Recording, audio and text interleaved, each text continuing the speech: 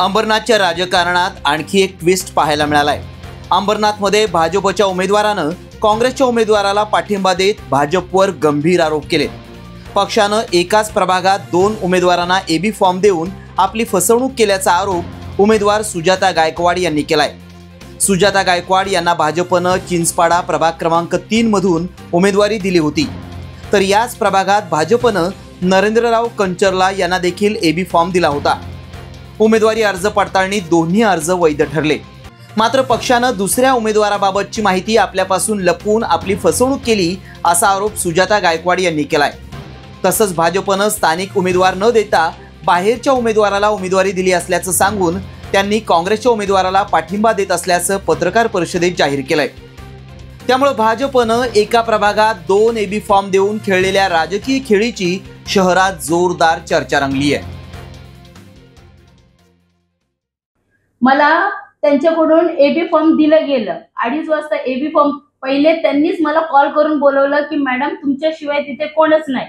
त्यानंतर त्यांनी 10 दिवस रखडून ठेवलं आणि मला 17 तारखेला त्यांनी मला एबी फॉर्म 2:30 वाजता दिलं।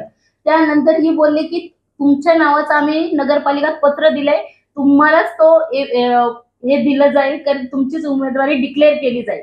जेव्हा छाननी होती 18 तारखेला तेव्हा मला माहिती पडलं अजून एक व्यक्ती तिथे आहे आणि त्याला पण एबी फॉर्म दिलाय, मला पण दिलाय। दोघांचा फॉर्म हे सिलेक्ट झालाय।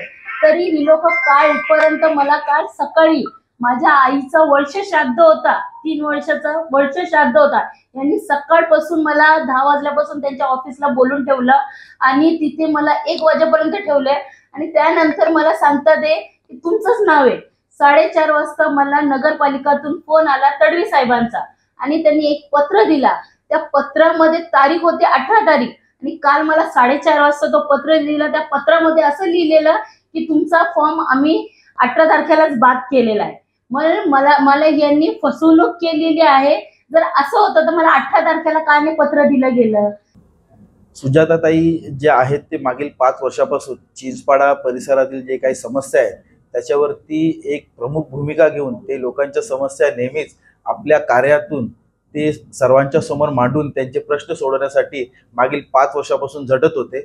आज कुठेतरी त्यांना त्यांची उमेदवारी बाद करून कुठेतरी त्यांचा अन्याय झालेला आहे व त्यांनी नेहमी स्थानिक मुद्द्यावरतीच आवाज उठवलेला आहे। पण जेव्हा त्यांची उमेदवारी बाद झाली त्यांचा निर्णय हा स्थानिक समस्यासाठी होता, त्याच्यामुळे त्यांनी बाहेरच्या उमेदवारांना बाद करून स्थानिक जे उमेदवार आहेत त्यांच्यासोबत राहून स्थानिक समस्या कशा दूर करायचे या प्रमुख कारणाने त्यांनी आज आमच्याबरोबर ते जॉईन झालेले आहेत।